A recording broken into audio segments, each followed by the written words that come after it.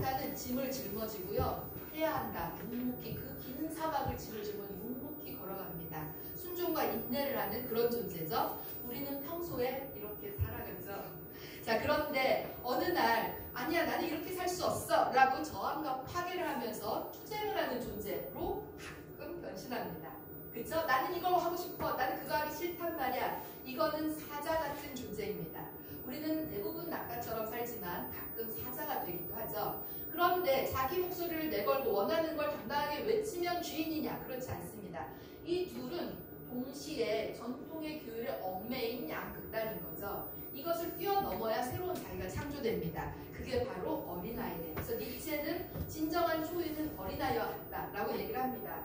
어린아이야말로 과거도 전통도 질서도 다 필요 없습니다. 지금 현재 내가 즐기고 싶은 것을 놀이하듯이 자유롭게 즐깁니다. 가볍고요, 춤추고요, 노래하는 존재입니다. 이런 존재야말로 자기 스스로를 창조할 수 있다는 거죠. 그래서 바로 지금 이 순간을 사랑하는 존재가 바로 초인입니다. 지금 여기서 콩이요, 비둘기한테 처음에 잡아먹힐 뻔해서 막 피해 다녔잖아요. 이때는 비둘기가 강자, 콩이 약자였습니다.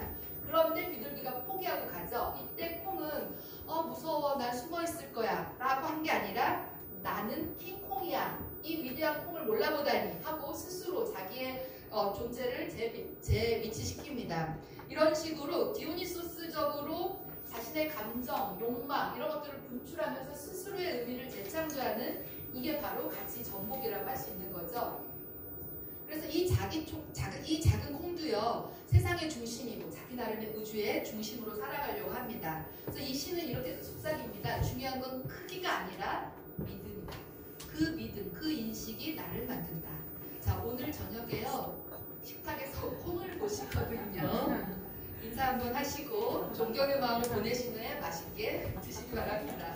자, 이제 콩의 용감한 선언이 울려 퍼진 뒤에 조금 더 무겁고 조용한 세계로 가보겠습니다. 로드킬입니다. 이 길 위에 멈춰선 생명의 이야기들 함께 들어가 보시죠.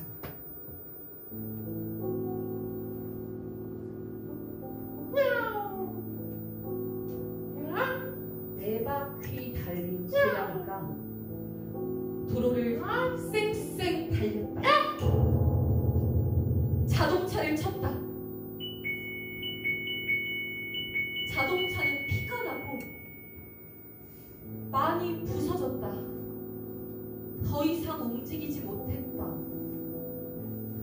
고양이가 투덜거렸다. 갑자기 거기서 자동차가 뛰어나오는 게 뭐라? 고양이는 자동차를 그대로 두고 다시 출발했다. 다른 고양이들이 쉼없이 쌩쌩 그 위를 지나갔다. 자동차가 납작해졌다. 네, 조금 당황스러우시죠? 지금 고양이하고 자동차가 위치가 완전 바뀌었습니다. 도로의 약자였던 존재가 강자가 되고요. 우리는 맨날 그냥 치고 무심히 쌩쌩 그걸 다시 또 치고 또 치면서 고양이가 납작해지도록 이렇게 지나가던 우리의 모습이 떠오릅니다. 이 가치, 행위와 관계가 전복된 바로 그 시가 이 로드킬입니다. 여기서 만난 철학자는 요나스인데요. 한스 요나스는요, 철학의 새로운 중요한 주제는 책임이다. 책임을 대표 개념으로 합니다. 이 책임은 누구에 대한 책임이냐? 인간만이 아니라요, 자연에 대한 책임, 그리고 미래 세대에 대한 책임을 얘기합니다. 전통 철학에서는요, 우리가 윤리적이다 라고 얘기할 때, 책임을 진다 할 때는 내가 너한테 돈 꿨으니 너한테 돈 갚는다, 상호적인 거죠. 그리고 현 세대 인간끼리의 관계에서 작동하는 거라고 봤습니다. 그러나 이제 전통의 철학, 전통의 윤리는 우리가 그동안 이렇게 수없이 많은 존재들을 죽이고 납작하게 만들어 왔는데 이제 그것이 우리한테로 다시 돌아오는 거죠. 코로나 때 봤죠. 자, 그래서 이제 우리는 인간뿐만 아니라 사물, 자연, 생명에게도 책임을 져야 하고요. 그리고 아직 태어나지 않은 미래 세대에게도 책임을 져야 한다. 그래서 일방적 책임이 절대적으로 우리 앞에 놓여있다. 이렇게 얘기합니다. 우리는 생각을 근본적으로 바꿔야 하는 거죠. 또 요나스가 강조하는 게요, 이 공포의 발견술입니다. 공포의 발견술은 뭐냐면은, 그래, 그거 중요한 건 줄 알아. 근데 일단 지금 나는 복잡하니까 일회용 이거 쓸 수밖에 없어. 그리고 씁니다. 아는데 하는 거죠. 그런데 그런데 요나스가 이렇게 얘기합니다. 사람들을 실천하게 하려면 희망을 말하는 것보다 공포를 말해야 더 빨리 움직일 것이다. 예를 들어서 불날 거야 라고 하면 빨리 대책을 세우죠. 그런데 여기는 뭐 앞으로 10년간 편안할 거야. 그러면 잘 움직이지 않습니다. 그래서 미래에 올 공포를 통해서 우리는 새로운 행동, 새로운 책임적인 인식을 할 수 있다는 거죠. 바로 이것 덕분에 이 시에서는요, 로드킬, 인간과 고양이가 바뀐 상황을 생각해보자. 고양이가 자동차를 치고 그 일을 계속 지나가고 다른 고양이들은 무심하게 왜 하필 놈이 거기서 튀어나왔어? 하고 그냥 지나가면서 다시 또 눌러버리는 이런 관계라면 결국 인간이 나중에 자연의 복수를 이런 방식으로 당할 때 우리는 어떻게 할 것이냐, 이 공포를 먼저 보여주는 거죠. 그래서 더 깊은 책임을 느껴라 라고 이 시가 얘기하는 것 같습니다. 자, 이제 도로 위에 서늘한 카니발을 지나서 이제는 조금 인간적인 실수와 웃음이 있는 세계로 가보겠습니다. 삶의 어리숙한 순간 속에서 피어나는 따뜻한 철학을 만나보시죠. 저기요! 잠깐만요! 기차를 놓쳤다. 10분만 일찍 왔어도 기차를 탔을 텐데.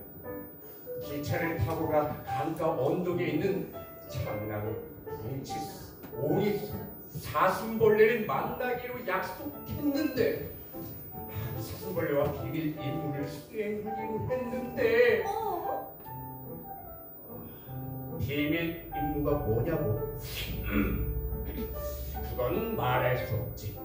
비밀 임무니까. 기차가 조금 기다렸다가 나를 태우고 갈 수는 없었나? 사슴벌레도 못 만나고 임무도 수행하지 못하면 이 세계에 엄청난 위기가 찾아올 텐데. 기차 시간을 잘 지키는 건 좋아. 제 시간에 출발하면 또 좋아. 하지만 그렇게 해서 이 세계가 위기에 빠진다면 이제는 돌이킬 수 없지. 나를 안 태운 거 기차도 큰 실수한 거다. 아이다운 그 반응이죠.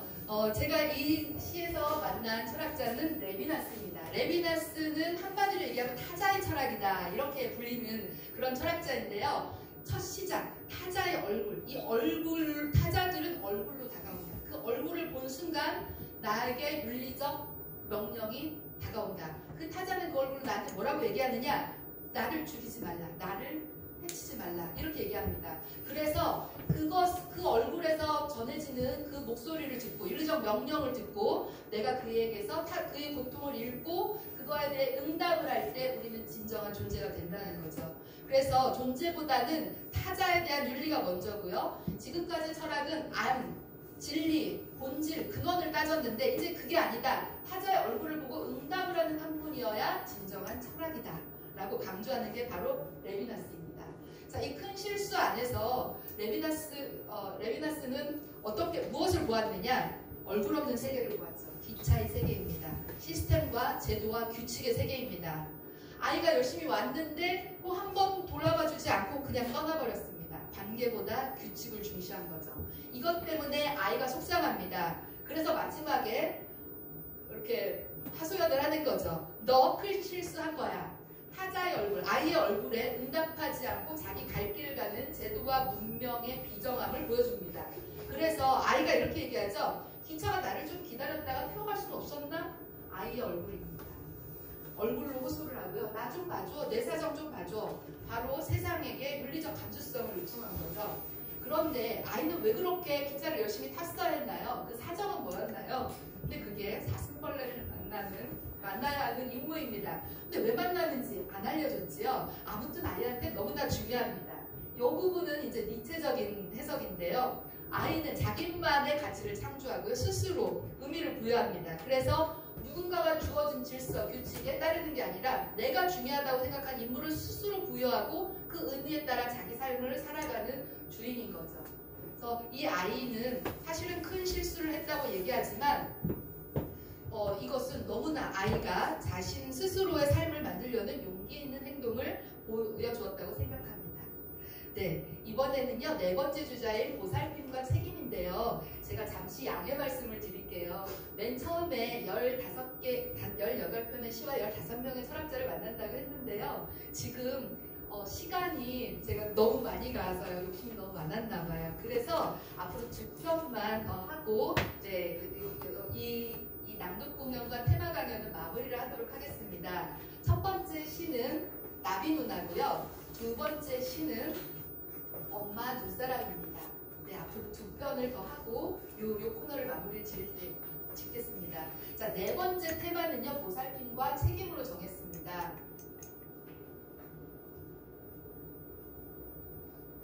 네.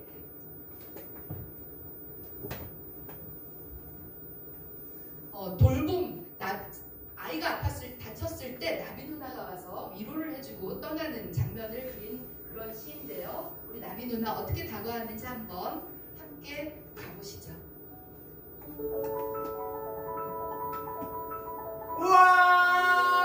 우와! 자전거를 타고 언덕을 내려가다 넘어져 무릎이 깨졌다. 무릎에서 피가 나고 아팠다. 꽃밭에 있던 나비 누나가 날아와 피난대를 불어주었다. 피가 없고 아픈 것도 잊었다. 나비 누나가 갈까봐 조바심만 났다. 네, 지금 아이와 나비 사이에 위로와 신뢰가 생겼습니다. 처음에 어떻게 생겼나요? 아이가 상처를 입었지요. 이때 갑자기 타자와 만날 수 있는 윤리의 문이 열린 겁니다. 그리고 어느 타자가 불현듯 들어와서 나의 상처를 어루만져주죠. 바로 나비 누나의 등장입니다. 아이의 상처를 통해서 타자를 만나게 되고요. 예고 없이 부른 적도 없는데 나비 누나가 나타나서 응답을 합니다. 바로 타인의 얼굴에 응답을 할 때 우리는 진정한 관계가 형성되는 거죠. 나비 누나가 와서 호 하고 불어줬습니다. 물론 아이의 상상력이죠. 그런데 이렇게 몸의 행위로 직접 실천을 통해서 움직일 때가 진정한 응답입니다. 말이나 생각만으로는 안 되는 거죠. 그리고 상처받은 존재는 타자의 사랑 속에서 다시 태어나게 됩니다. 그러고 나니 아이는 이 나비가 떠날까봐 조바심이 나는 거죠. 왜냐하면 그 응답에 대해 나도 또한 또 제 응답을 하고 싶으니까요. 이게 바로 타자에 대한 책임을 느끼는 순간입니다. 그래서 타자는 나의 자유를 깨우는 존재고요. 내 책임을 일깨우는 존재입니다. 바로 새로운 윤리는 관계 속에서 끊임없이 서로가 서로의 얼굴에 대해 응답을 하면서 진행되는 거죠. 바로 사랑과 돌봄의 본질은 내가 너와 함께 계속 있고 싶고 그 계속 있으면서 서로를 바라보고 응답하는 것, 여기서 생긴다고 할 수 있겠습니다. 자, 5번째 주제는요, 아이의 성장입니다. 이 아이는요, 많은 소리를 듣고 많은 것을 보고 많은 걸 새롭게 깨닫고 많은 존재와 관계를 맺습니다. 이렇게 해서 스스로 성장해가는 아이, 이 아이의 마음속에 벌어지는 수많은 감정과 고통과 연민들이 어떻게 성장해 나가는가 과정을 보시겠습니다. 제가 사르트르도 만나고 베냐민도 만났는데요. 그러나 마지막에 엄마 눈사람으로 마지막 마무리를 짓도록 하겠습니다.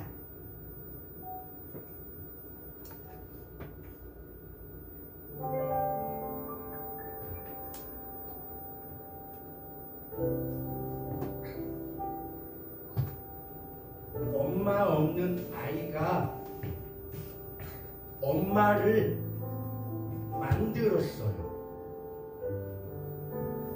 눈을 뭉쳐 엄마를 만들었어요. 겨울 나라에서 아이에게 온 새 엄마. 엄마 허리를 안아보니 한 알음이 남았어요.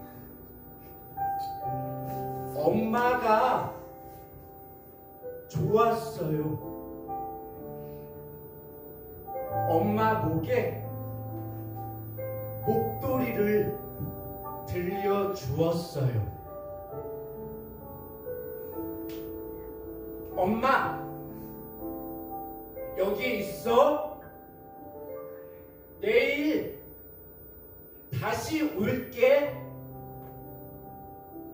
여기서 녹지 말고 있어. 내가 훌쩍 커서 다시 올게. 골목길 공터에 만들어진 엄마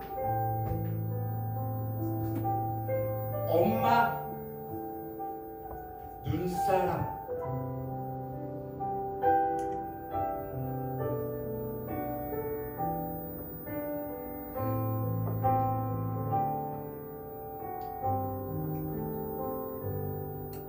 엄마 없는 아이가 만들었어요.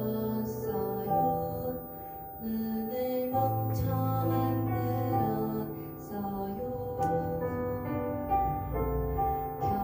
겨울나라에서 아이에게 온 새엄마, 엄마 눈사람. 엄마 허리를 안아보니 하나를 이겨웠어요.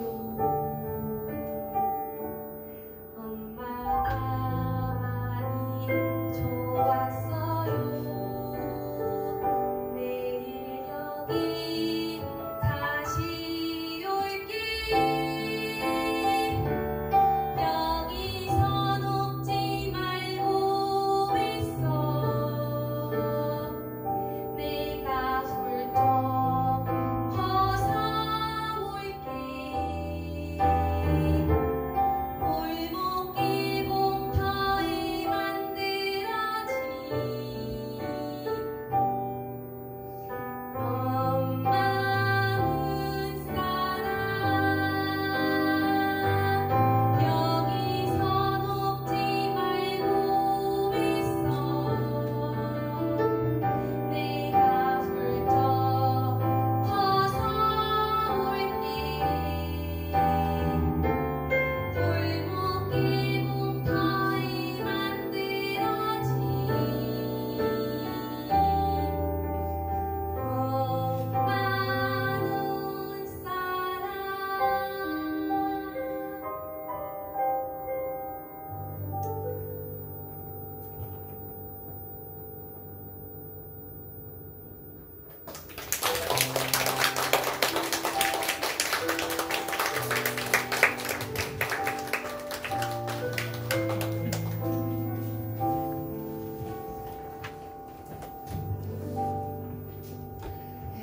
애틋하고 가슴이 좀 찡하지요. 네, 엄마 없는 아이가 엄마를 만들어서 그 눈사람을 보호하고 챙겨주겠다는 약속을 하는 바로 그런 시입니다. 제가 여기서 만난 철학자는 두 사람인데요. 지금까지 남자만 나왔어요. 여자 2명 마지막에 등장합니다.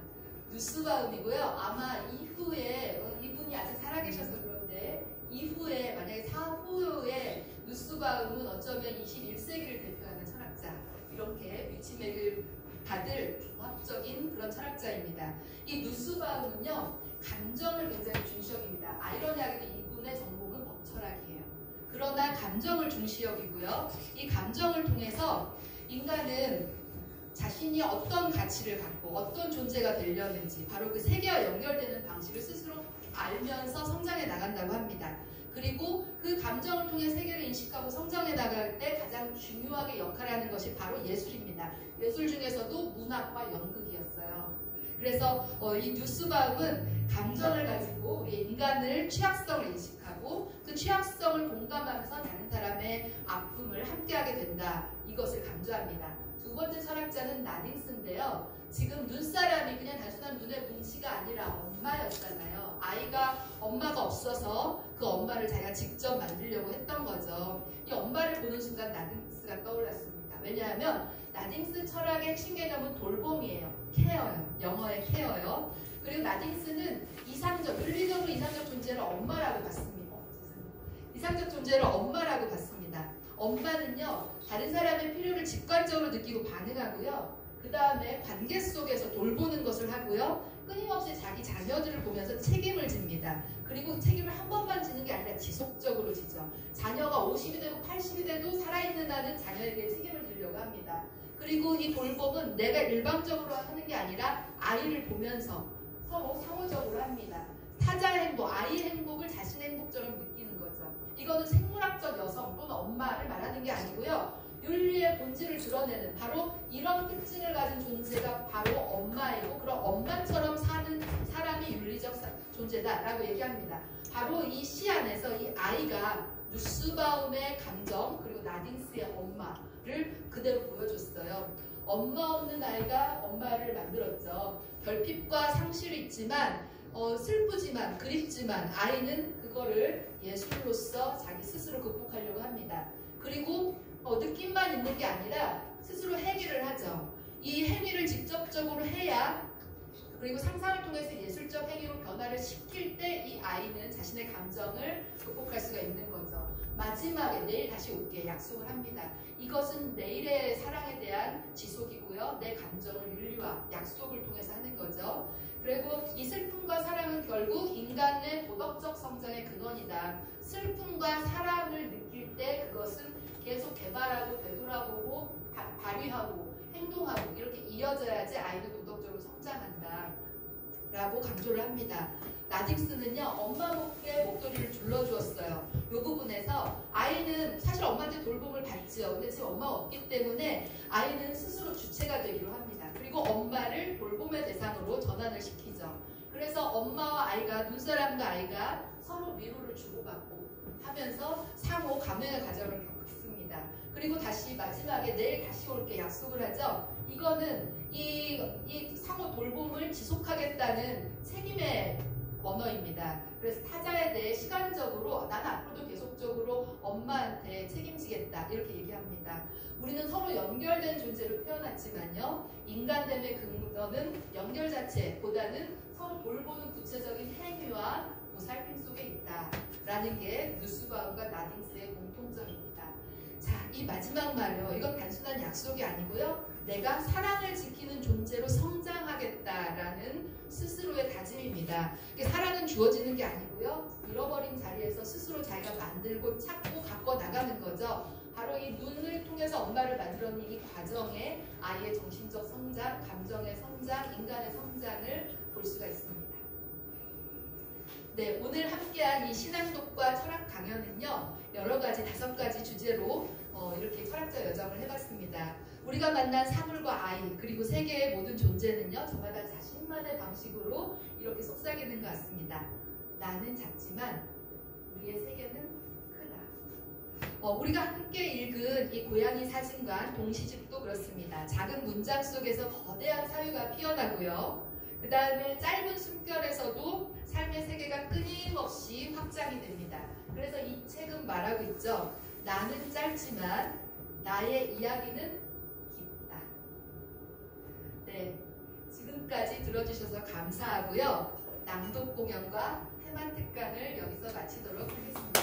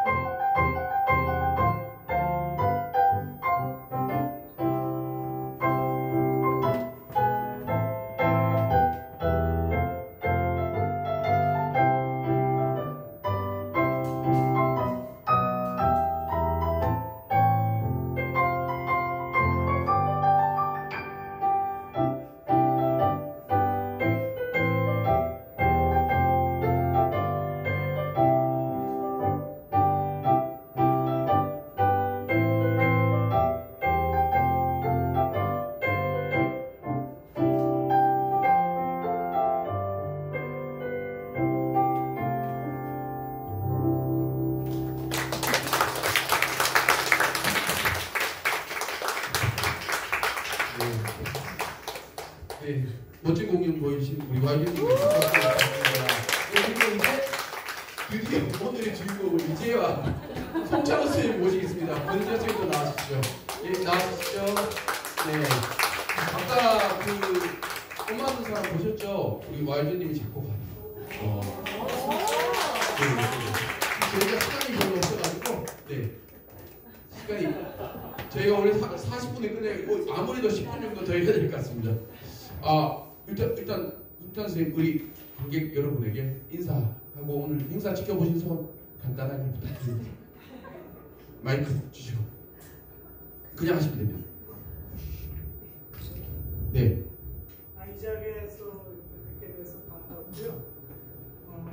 관객도 많이 오시고 또 마이주님과 두 분 배우의 낭독 공연도 아주 열정적으로 잘해주셨고요.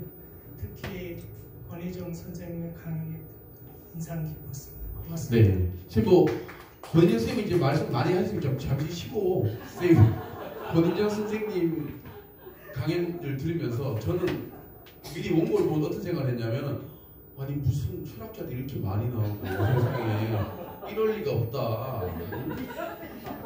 이 정도면은 그냥 세상 모든 곳에 들러리가 사는 거다. 이런 생각을 했었는데요. 선생님은 그 여러 철학자가 등장하는 걸 보면서 어떤 생각이 솔직히 드셨습니까? 제 동시는 어떻게 보면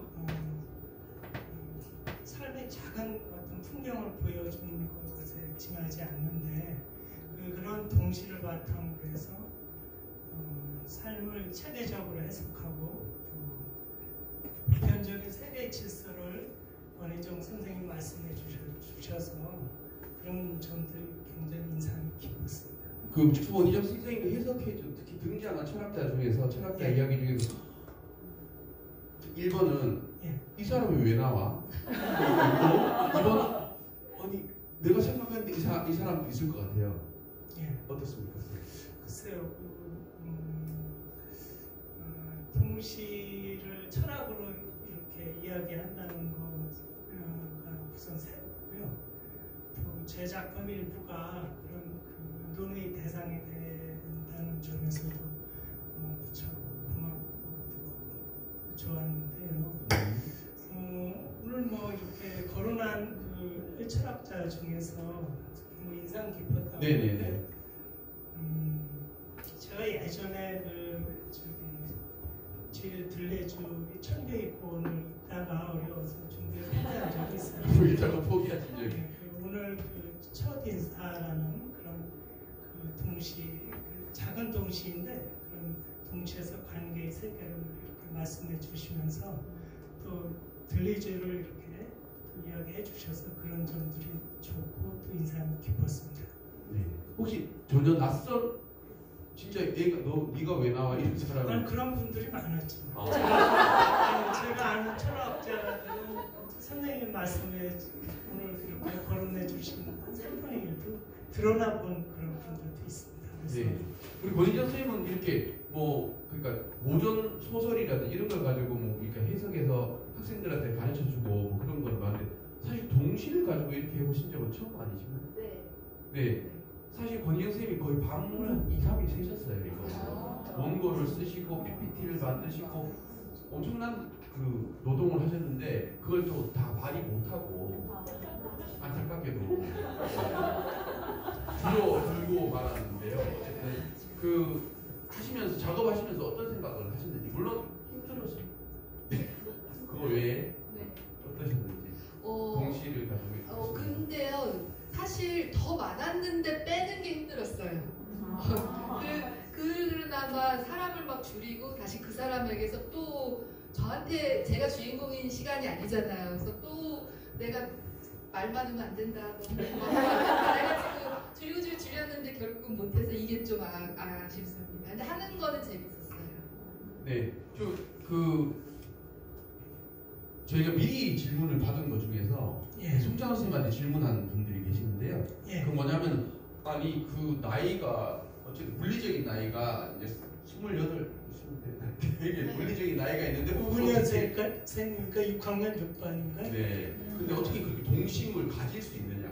동심을 유지할 수 있느냐, 도대체 동심 원동 유지 원동력이 뭐냐는 질문이 있었는데 여기에 대해서 워낙 많이 들으셨죠? 이런 말씀을. 네, 여기에 대해서 어떻게 말씀을? 지금 제가 지금 시간이 없어서 두서없이만 지금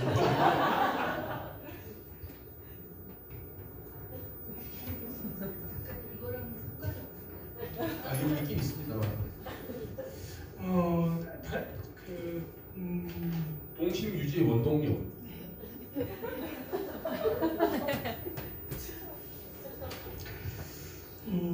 저는 시도 쓰고 동시도 쓰는데 시적 대상 혹은 사물을 시로 말할 때도 있고 동시로 말할 때도 있어요. 근데 동심을 바탕으로 쓰는 것은 맞는 얘기인데 저 같은 경우에는 동심에 기대서 동시로 쓰기도 하지만 제가 동시로 말할 필요가 있을 때 동시가 쓰여지는 것 같아요. 그러다 보니까 제가 나이도 있지만은 나이나 동심을 떠나서 그런 것에 크게 기대지 않고 동시를 쓰는 것 같습니다. 그럼 동심을 발휘하고 싶을 때 혹시 동시를 쓰고 싶을 때는 도대체 언제입니까? 오전 3시? 근데 시는 시와 동시 구분 없이 늘 생각을 하고 있습니다. 그래서 긴장하고 있다고 할까요? 늘 시간 나올 때를 기다리기도 하고 준비하기도 하고 그렇습니다. 구분 없이. 구분 없이. 네. 그럼 저기 권희정 선생님한테 여쭤보고 싶은데 이게 만약에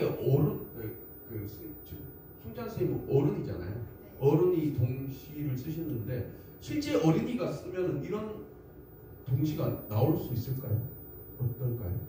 아이도 당연히 나오죠. 네. 이렇게 나온다. 네. 그럼 선생님 어떻게 생각하세요? 선생님 지금 만약에 선생님이 어릴 때 동시를 썼다.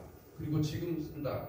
차이가 있지 않을까 싶은데. 제가 어린 시절을 거쳐왔지만 지금 아이들의 어떤 정서나 내면 일상을 이렇게 들여다보고 이렇게 제대로 관찰하는 것은 할 수 없다고 생각이 들거든요. 또 아이들이 어른에 비해서 경험이나 지식은 작지만은 그 아이들한테는 그 사물이나 시적 대상 아니면 세계를 왜곡하지 않고 바라볼 수 있는 어떤 직관력이 있지 않는가. 그런 부분에 있어서 어른인 저로서는 그런 부분을 감당할 수가 없다. 다만 동시를 아이들을 주된 독자를 하기 때문에 늘 염두에 두고 쓰긴 해요. 그런데 아이들이 정서를 제대로 이해하는가는 지금도 여전히 의문이고, 그래서 동시를 공부할 때는 어린이집도 이렇게 인터넷 이런 데서 거의 날마다 예전에 한창 동시를 이렇게 공부할 때는 날마다 가서 읽기도 하고 그렇습니다. 그 권희정 선생님 강의 중에서 인간이 아닌 사물이나 자연의 존재들도 자기만의 세계를 가진다, 자기 목소리 낸다고 하셨는데, 그 송찬호 선생님이 동시에 소재로 평소에 인간이 아닌